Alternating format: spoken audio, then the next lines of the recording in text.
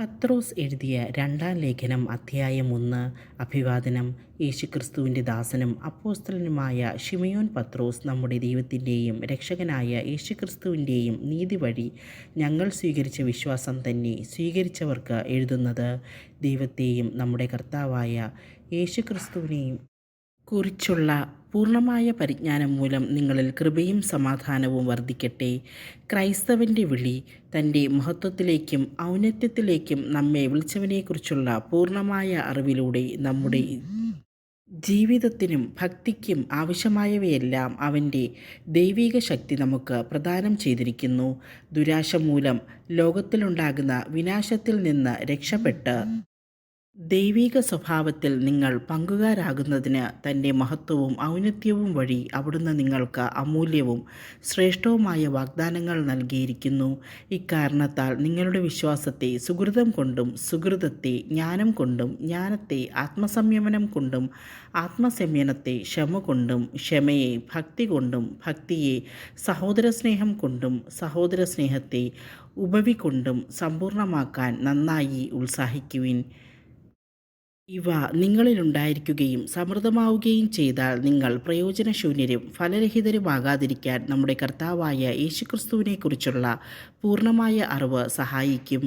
ഇവയില്ലാത്തവൻ അന്ധനും ഹ്രസ്വദൃഷ്ടിയും പഴയ പാപങ്ങളിൽ നിന്ന് ശുദ്ധീകരിക്കപ്പെട്ടു എന്ന കാര്യം വിസ്മരിക്കുന്നവനുമാണ്. ആകയാൽ സഹോദരരെ, നിങ്ങളുടെ വിളിയും തിരഞ്ഞെടുപ്പും ഉറപ്പിക്കുന്നതിൽ കൂടുതൽ ഉത്സാഹമുള്ളവരായിരിക്കുവിൻ. ഇങ്ങനെ ചെയ്താൽ ഒരിക്കലും നിങ്ങൾ വീണുപോവുകയില്ല.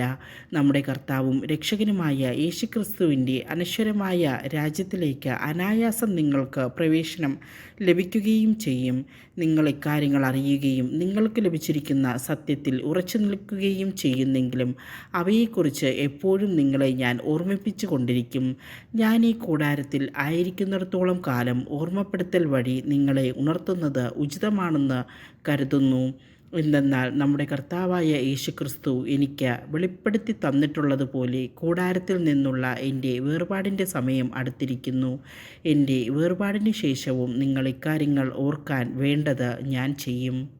മഹത്വത്തിന് സാക്ഷികൾ.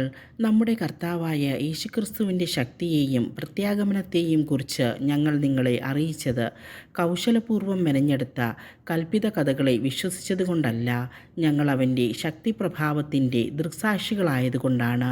പിതാവായ ദൈവത്തിൽ നിന്ന് ബഹുമാനവും മഹത്വവും അവൻ സ്വീകരിച്ചു. ഇവൻ എൻ്റെ പ്രിയപുത്രൻ, ഇവനിൽ ഞാൻ പ്രസാദിച്ചിരിക്കുന്നു എന്ന സ്വരം മഹിമാ പ്രഭാവത്തിൽ നിന്ന് അവൻ്റെ അടുത്ത് വരികയും ചെയ്തു. സ്വർഗത്തിൽ നിന്നുണ്ടായ ആ സ്വരം ഞങ്ങൾ കേട്ടു. എന്തെന്നാൽ ഞങ്ങളും അവൻ്റെ കൂടെ വിശുദ്ധ മലയിൽ ഉണ്ടായിരുന്നു. ഇങ്ങനെ പ്രവാചക വചനത്തെപ്പറ്റി ഞങ്ങൾക്ക് കൂടുതൽ ഉറപ്പ് ലഭിച്ചിരിക്കുന്നു. പ്രഭാതം പൊട്ടിവിടരുകയും പ്രഭാത നക്ഷത്രം നിങ്ങളുടെ ഹൃദയങ്ങളിൽ ഉദിക്കുകയും ചെയ്യുന്നതുവരെ ഇരുളിൽ പ്രകാശിക്കുന്ന ദീപത്തെ എന്ന പോലെ പ്രവാചക വചനത്തെ നിങ്ങൾ ശ്രദ്ധിക്കേണ്ടതാണ്. ആദ്യം നിങ്ങളിത് മനസ്സിലാക്കുവിൻ. വിശുദ്ധ ലിഖിതത്തിലെ പ്രവചനങ്ങൾ ഒന്നും തന്നെ ആരുടെയും സ്വന്തമായ വ്യാഖ്യാനത്തിനുള്ളതല്ല. എന്തുകൊണ്ടെന്നാൽ പ്രവചനങ്ങൾ ഒരിക്കലും മാനുഷിക ചോദനയാൽ രൂപം കൊണ്ടതല്ല, പരിശുദ്ധാത്മാവിനാൽ പ്രചോദിതരായി ദൈവത്തിൻ്റെ മനുഷ്യർ സംസാരിച്ചവയാണ്.